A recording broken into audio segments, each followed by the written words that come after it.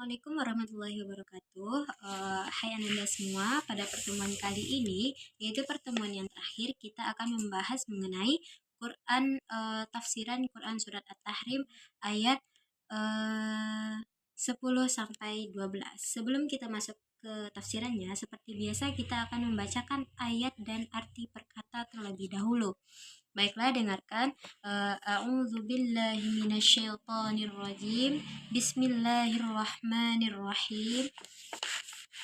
Daraballahu, telah membuat Allah, masalan, misalnya, lilladzina, bagi orang yang kafaru, kafir, imra'atun, istri Nuh, yaitu Nuh, wa imra'atun, dan istri Lut, yaitu Lut, kanat, keduanya adalah tahta, di bawah, abadaini, dua orang hamba, min ibadina, dari hamba kami, solihaini, dua orang soleh, fakhanatahuma, lalu keduanya berkhianat kepada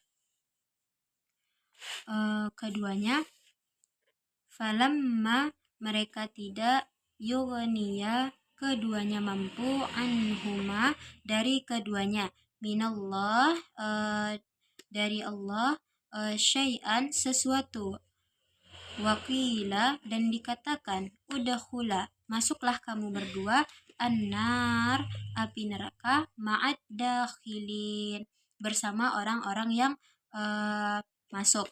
Wa daraballahu, dan membuat Allah, masalan lilladzina, perumpamaan bagi orang-orang yang amanu, beriman, imra'ata fir'aun, istri Fir'aun, id qalat, ketika ia berkata, Rabbi bani, ya Tuhanku, Rabbi bani li indaka, ya Tuhanku, bangunlah untukku di sisinya, baitan, di sisinya, fi, sebuah, fil jannah, sebuah rumah dalam syurga, wanajini, dan selamatkanlah aku, min Fir'aun, dari Fir'aun, wa amalihi, dan perbuatannya, wanajini, dan selamatkanlah aku, minal qaum, dari kaum, az-zalimin, yang zalim.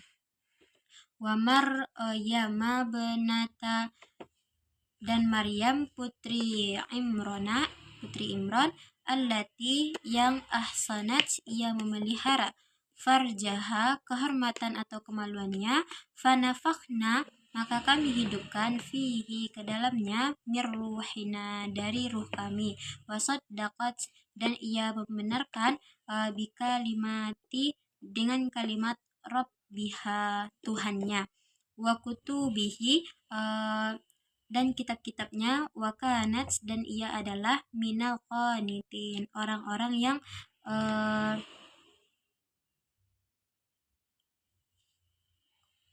yang ridho. Sadaqallahul azim.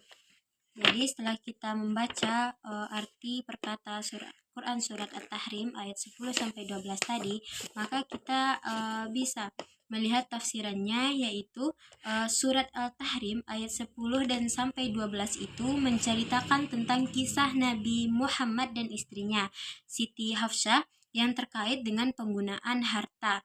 Jadi ayat-ayat ini mengajarkan kepada kita semua bahwasanya tentang pengajaran tentang kejujuran, tanggung jawab, penting menghindari perbuatan yang merugikan orang lain, khususnya dalam hal penggunaan harta.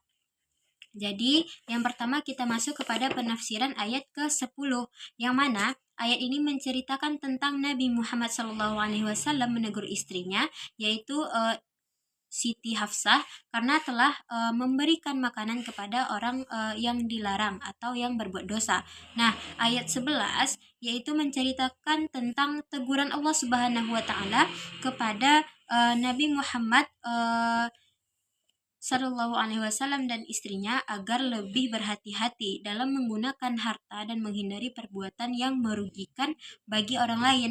Nah, ayat terakhir yaitu ayat 12 itu menegaskan bahwasanya Allah Subhanahu wa taala itu mengetahui segala sesuatu yang tersembunyi dan yang tampak.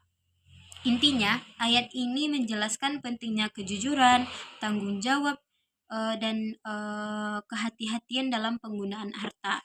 Ayat ini bisa kita implementasikan ke dalam pendidikan. Yang pertama yaitu pendidikan karakter, yang mana jadi lembaga pendidikan itu menanamkan nilai-nilai tentang tersebut di dalam diri siswa.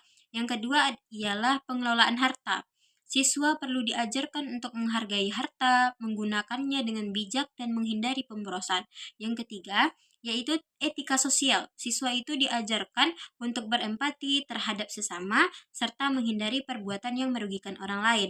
Terakhir, yaitu keteladanan. Dengan meneladani perilaku Nabi Muhammad SAW tentang menjaga kejujuran, tanggung jawab, dan juga keadilan. Jadi itulah tafsiran Quran surat At-Tahrim ayat 10-12. Sekian, kita tutup dengan Assalamualaikum warahmatullahi wabarakatuh.